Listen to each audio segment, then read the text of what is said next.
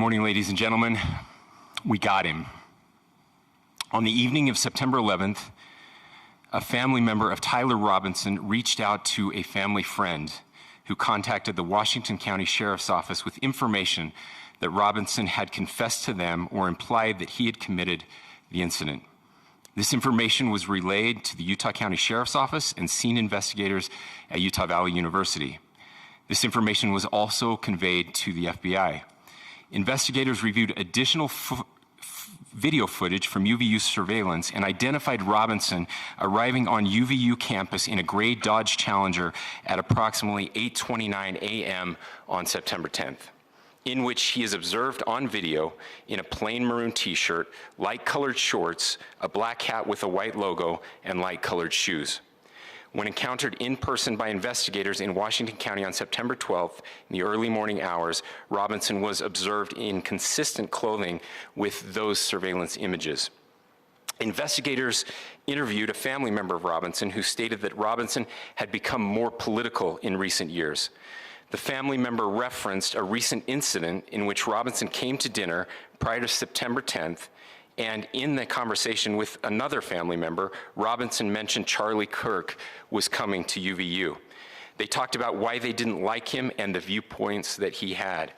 The family member also stated Kirk was full of hate and spreading hate. The family member also confirmed Robinson had a gray Dodge Challenger. Investigators identified an individual as the roommate of Robinson. Investigators interviewed that roommate, who stated that his roommate, referring to Robinson, made a joke on Discord. Investigators asked if he would show them the messages on Discord. He opened it and showed several messages to investigators and allowed investigators to take photos of the screen as each message was shown by Robinson's roommate. These photos consisted of various messages, including content of messages between the phone contact name Tyler with an emoji icon and Robinson's roommate's device.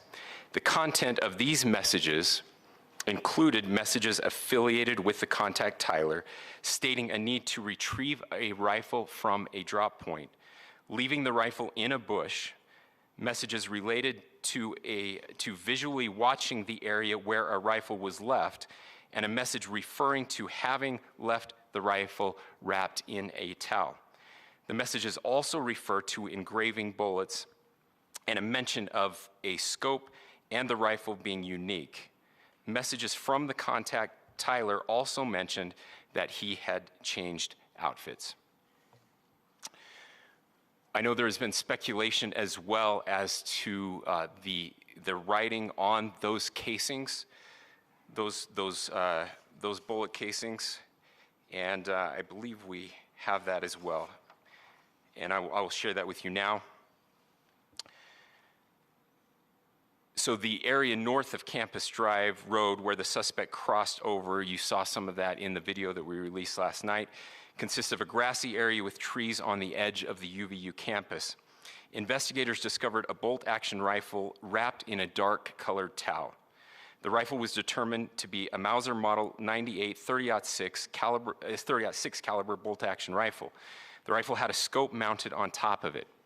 Investigators noted inscriptions that had been engraved on casings found with the rifle.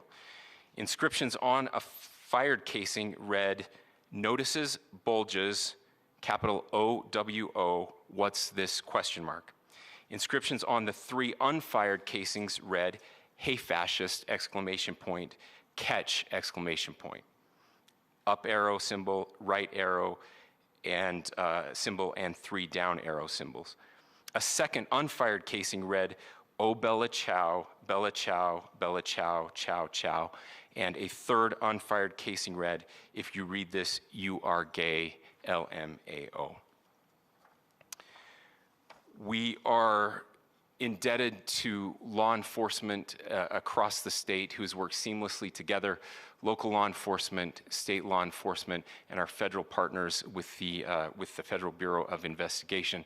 We're grateful for everyone who worked together in such a short amount of time to find this person and to bring justice.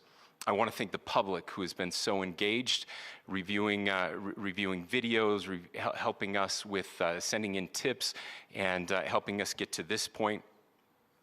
I want to thank the family members of Tyler Robinson who did the right thing in this case and were able to bring him into to law enforcement as well. I especially want to thank the family of Charlie Kirk, Erica, Charlie's parents, his children. I want us to be thinking of them as we bring justice in this case. They will be involved in that justice. We will be working very closely with them as we move through this process as well. This is a very sad day for our country, a terrible day for the state of Utah, but I'm grateful that at this moment we have an opportunity to bring closure to this very dark chapter in our nation's history.